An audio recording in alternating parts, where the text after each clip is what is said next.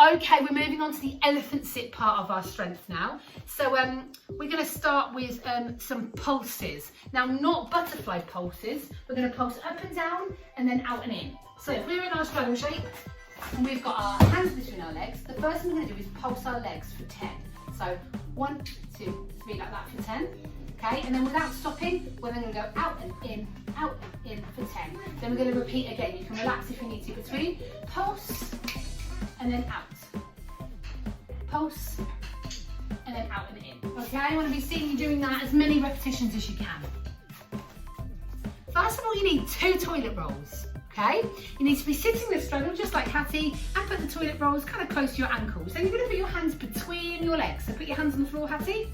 You're going to lift your legs and put your feet over the toilet rolls and then back over again. And then back over the toilet rolls and back over again. Point those toes out to do it. Back over. And we're aiming to do 20 of those with nice pointed toes. We do not lean back. Cheating.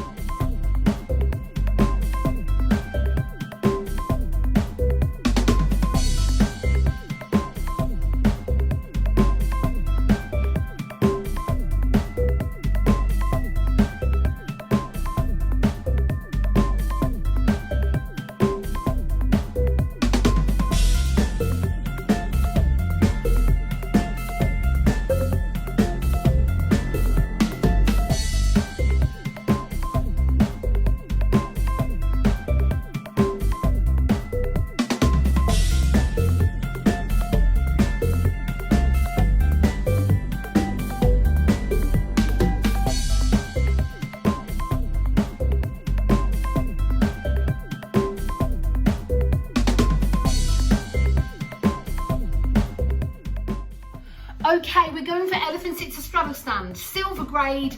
Loads of us can have a go at it. We're holding the elephant sit. We're then pulling our stomach muscles, pulling our strength backwards, trying to get this part of our tummy right back into kind of our spine, pulling it backwards, and then we're aiming to lift those legs off your arms completely and then place them behind. Let's have a go with Hattie. Elephant sit to straddle stand. Into that elephant sit, into the elephant sit shape. Once we're in the elephant sit, we want to be pulling up and off. Good girl, she definitely didn't push. Okay, so our next one is to try and get the strength of using weight on our arms and then get in that handstand shape. So this is kind of not quite the elephant sit, not quite the press, somewhere in the middle.